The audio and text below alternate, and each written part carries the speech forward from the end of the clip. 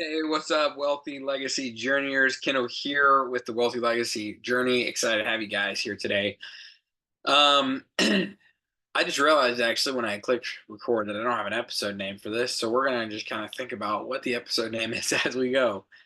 But I think that's a lot of how what we have to do in business, and a lot of just what I've been having to do this week and over the last couple weeks is sometimes you just have to start a thing and you just have to roll with it.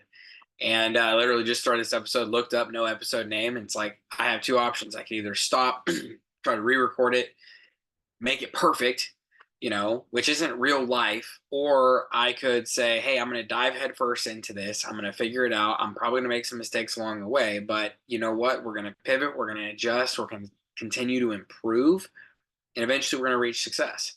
Success for me right in this 20-minute 30-minute window is finishing the episode and putting out at least halfway decent episode that makes sense.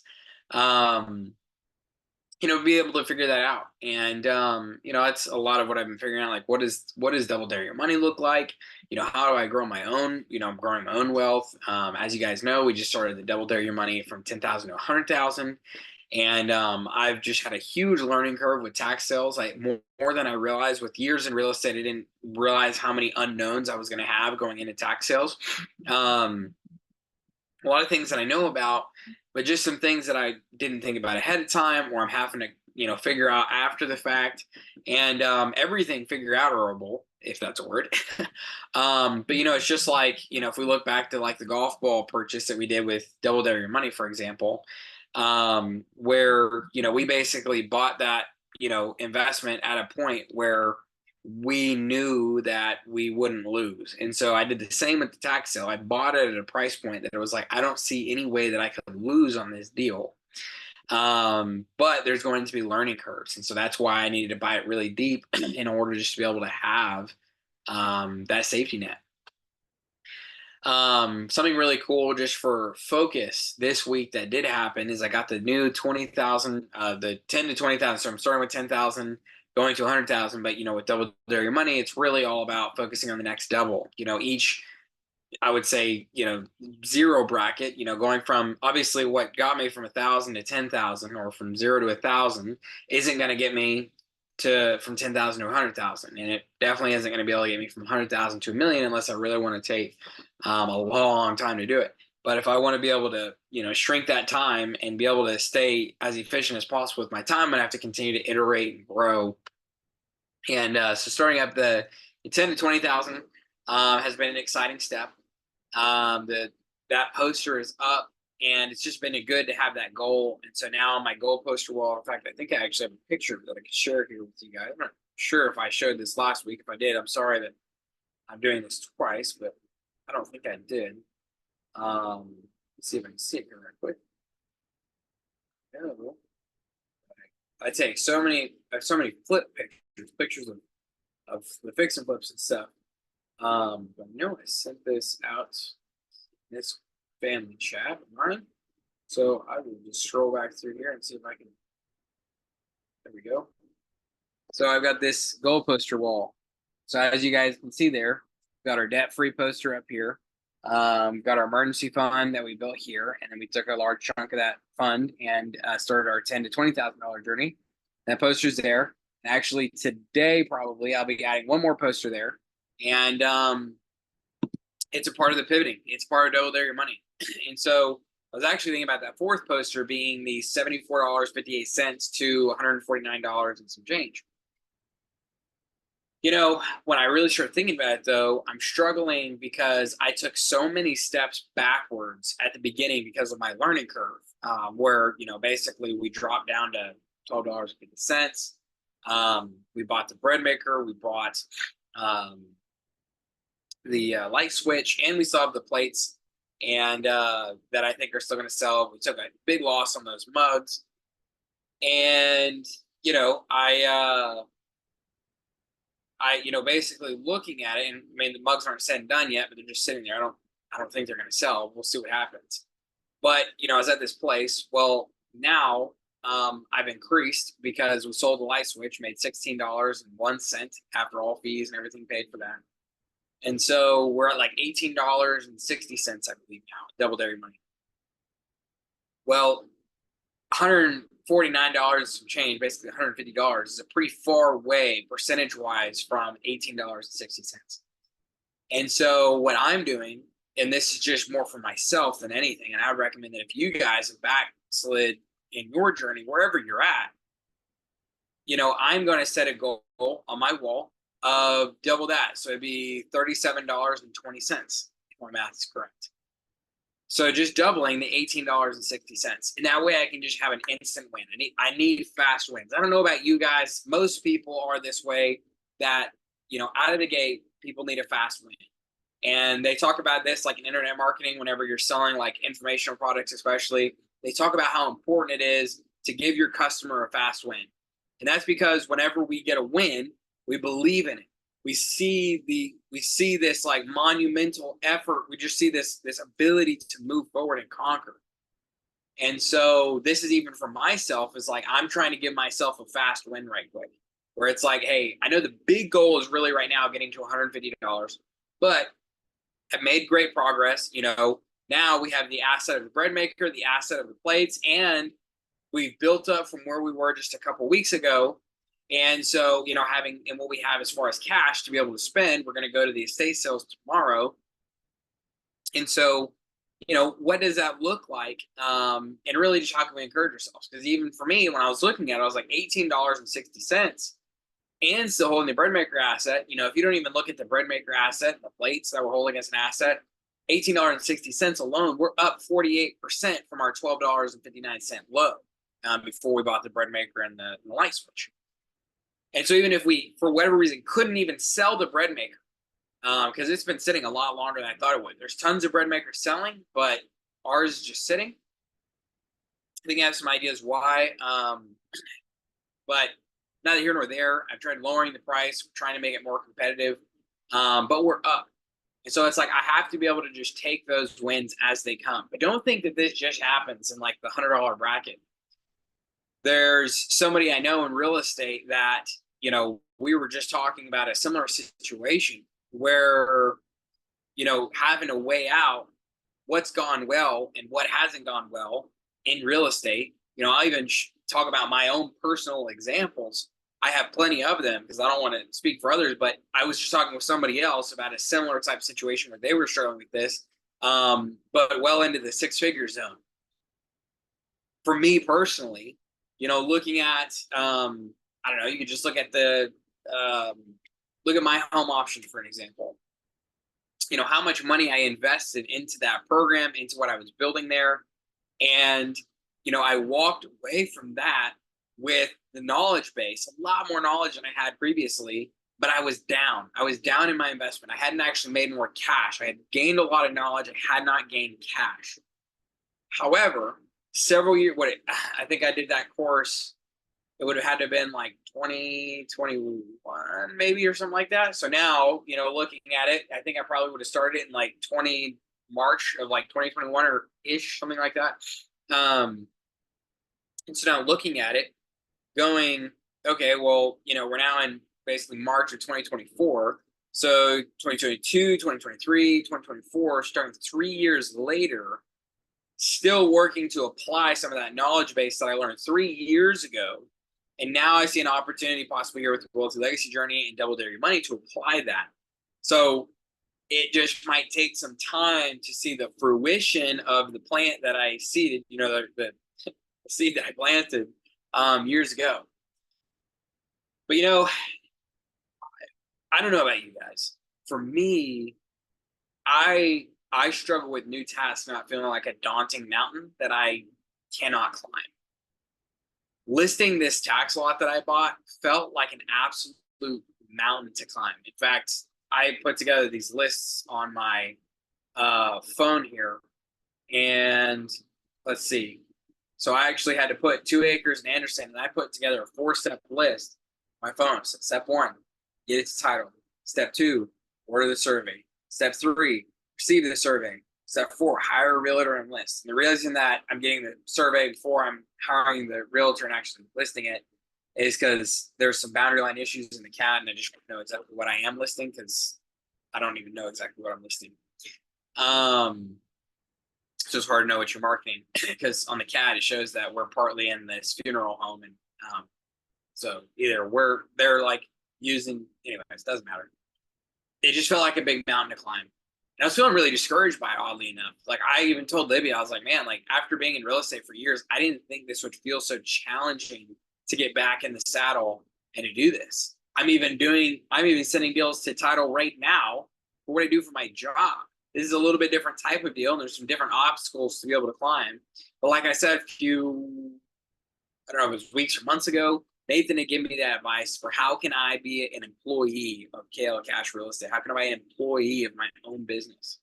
So that's why I put together the task list, because I was like, well, if I was an employee of my business, or if I was an employee of somebody else's business and I had to write myself out a task list, this would be the task list that I would write out in the order that I would want to get it done in.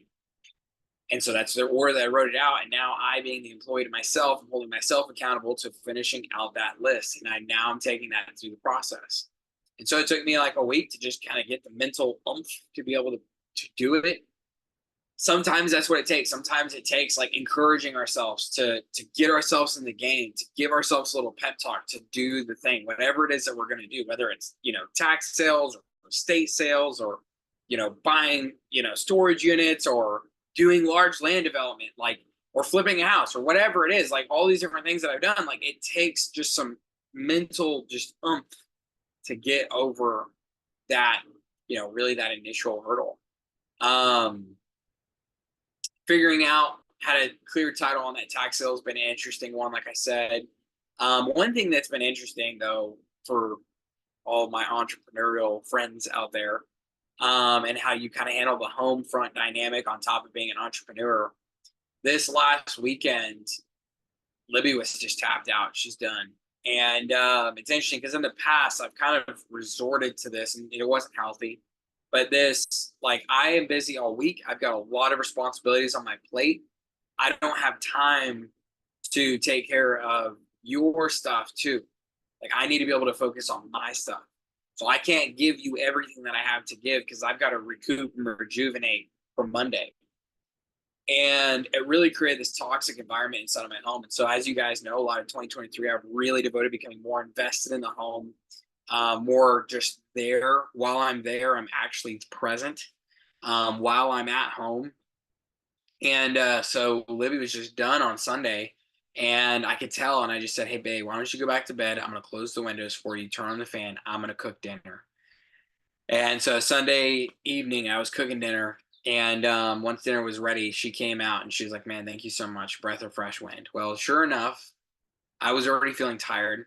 It's been a tiring last few weeks with just the car insurance and trying to figure out so many different new fronts and having the job change and just lots of new. And I'm already not a huge fan of new. I don't know how many people are. It's something you have to just figure out how to adjust and pivot with as an entrepreneur.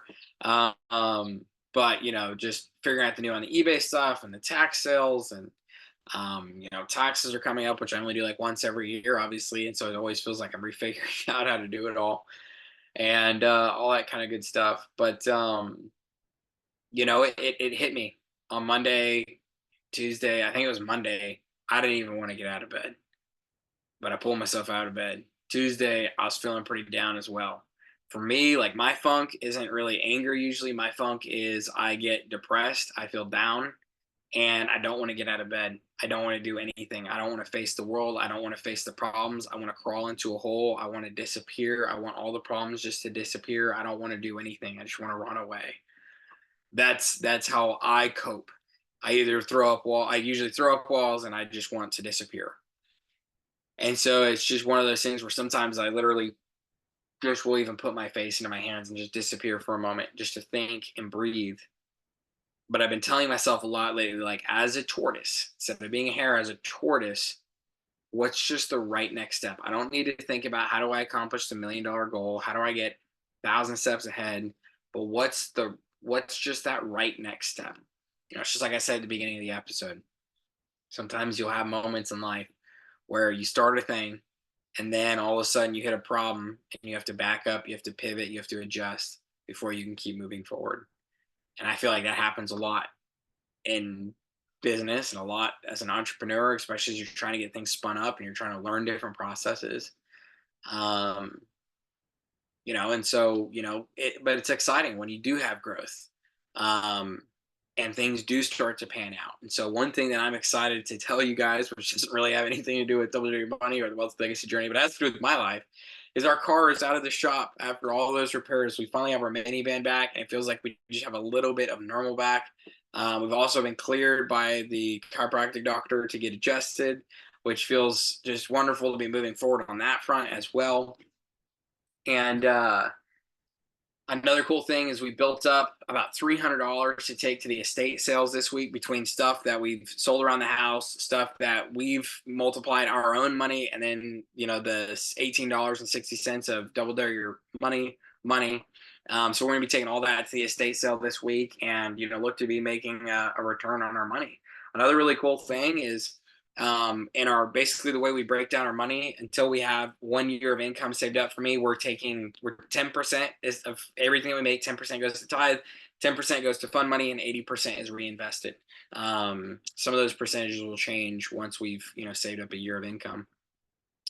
Not to say we won't tap into that savings of income for some investments. I don't know. We're gonna figure out what that balance looks like, but that's not really what this episode is about. Now that you're over there, what I was gonna say in that though is that we have a little over $40 in our fund money account, which is exactly how much money we spent just a couple of weeks ago at the estate sale I went to, which was just kind of exciting. That it was like instead of spending that $40, we took that $40, we invested it, and between that and then just selling some other random stuff around our house and a little bit of money we made on Double Dare Your Money, we now have $300. And none of the Double Dare Your money is going into our fund money. We're just building that up as fast as possible. But there's the fact that like we've got as much money as we had just a few weeks ago, as only 10% thrown into our fund money. It's just really exciting. And one other place that I'm pivoting and I'm working to learn right now and in this time of my life, and we have to do this inside of real estate all the time, is just I'm adjusted that plate listing. So I had a listing of plates that I just haven't even just dealt with. It was one of the first things that I bought. I think I bought it for like $6.99 a plate, so it was like $7 times four, like $28 of capital. So almost a third of my capital, or actually a little over a third. Excuse me, my capital tied up into these plates. Oh goodness! Especially with if you consider tax. Well, the listing was subpar. I knew that it was subpar. I knew that I needed to make some changes to it, but I hadn't just sat down and done the changes. And today I actually adjusted that eBay listing, that play listing. And it's priced at 40, at 40 or best offer. But that way, if somebody comes and likes it, or they message me, or they want to make an offer, I'd be willing to take $20. I'd be willing to take a loss on it to get my cash back out of it. Now I hope to get 40. I'd really like to get at least 30, so I can break even on the deal. But if I have to take a small loss, I found an avenue that I can get into my vehicle and go to with the estate sales, and I can make a higher return. And I know more of what I'm looking for now and what I'm not looking for. And there's a lot of times where I've had to do this inside of real estate. There's a lot of times where guys that I know in real estate have had to do this in real estate, where you kind of have this initial expectation for how things are going to go and how things are going to work out. But at some point, you have to pivot, right? It's even like what Dave Ramsey said, and we have to have these self-imposed deadlines, right? He said that in Entre Leadership. And I thought it was a great point that he made. Something that I did with the bot, where I had this self-imposed deadline, where I had to say, like, if it didn't work out by X point in time, I have to just cut my losses and walk away and adjust and pivot, whatever it is, whatever the consequence, whatever the value is of that self-imposed deadline, whatever it is on the other side of that deadline.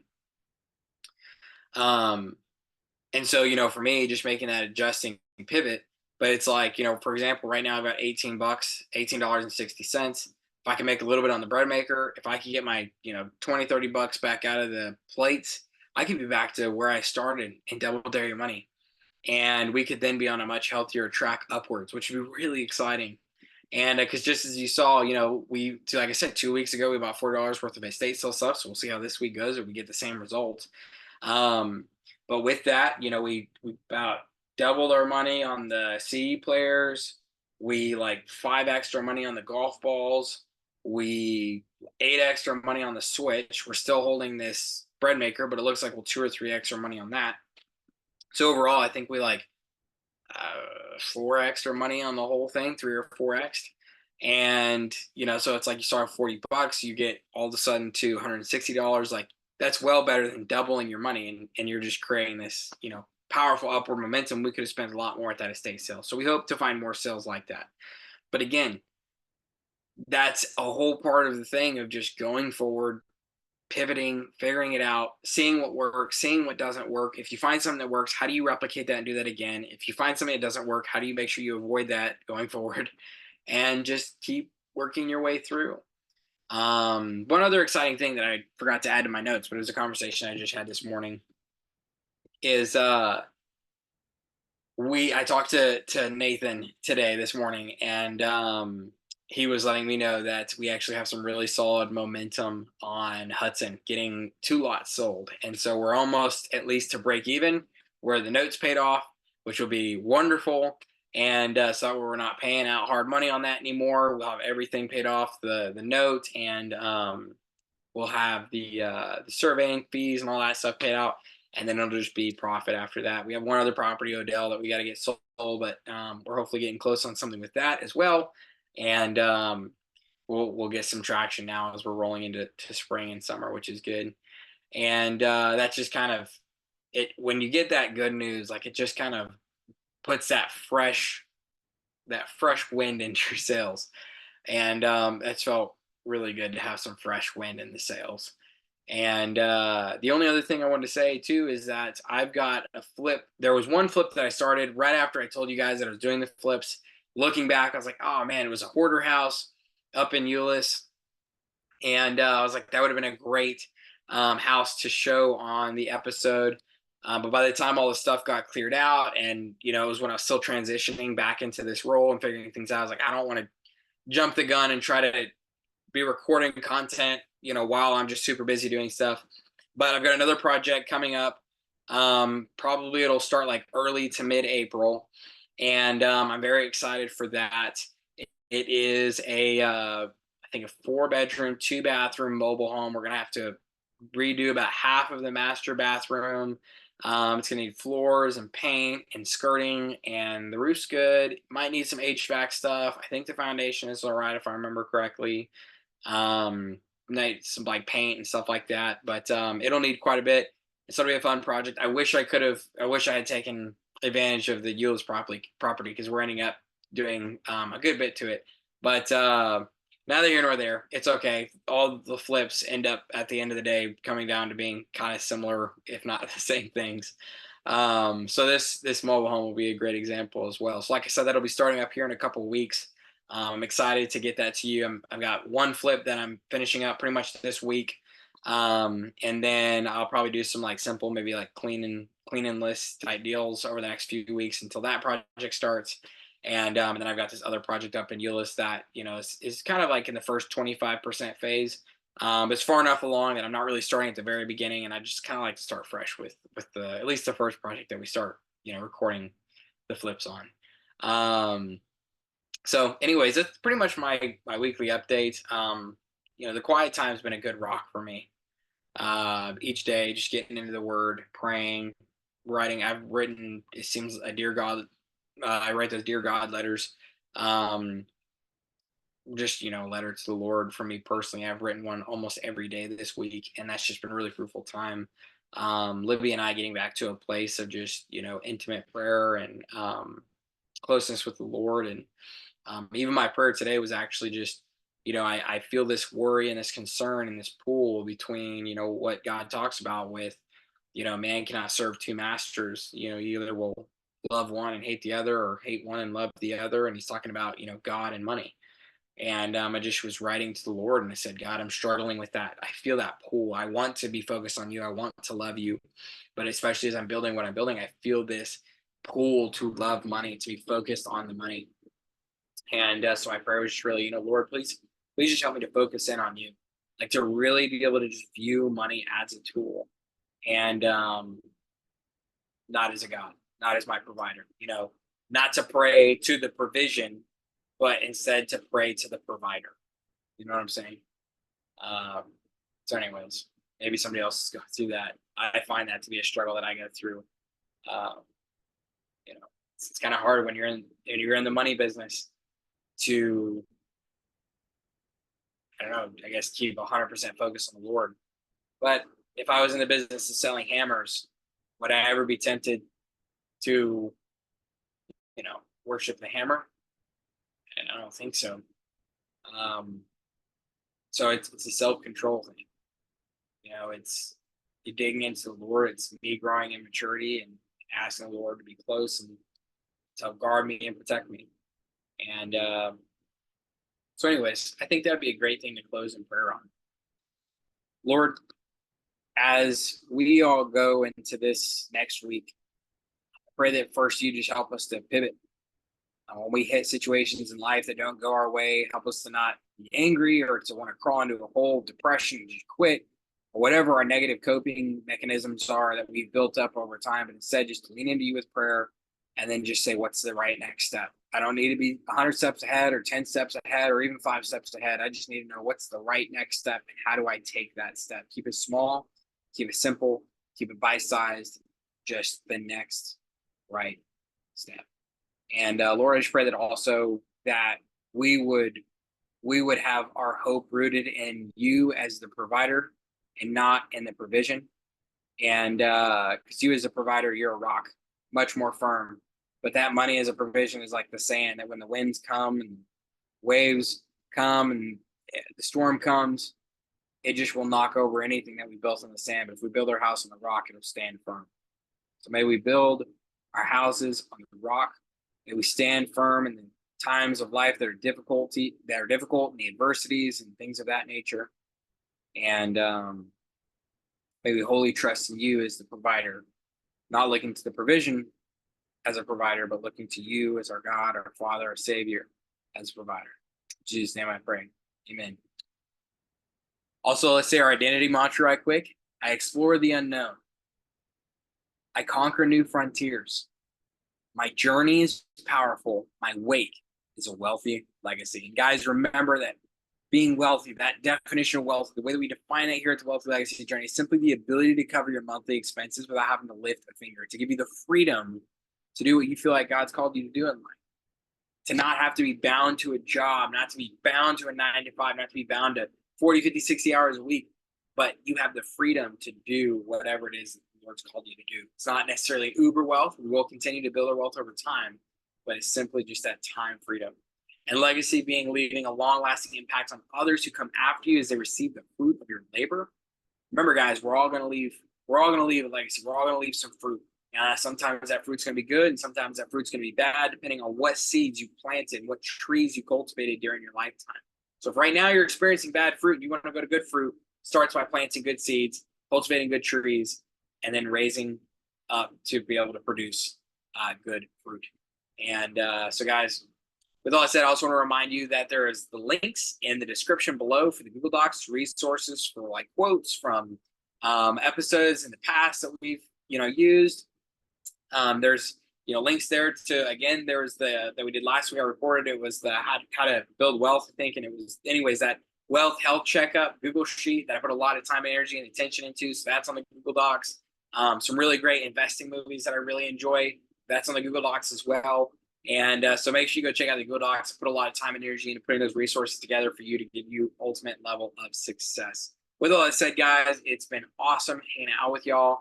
And this has been another episode dedicated to you and your own personal wealthy legacy journey. I hope you go out there, pivot, adjust as needed, continue moving forward, continue taking the right next steps. And I will see you guys on the next episode. Bye, everybody.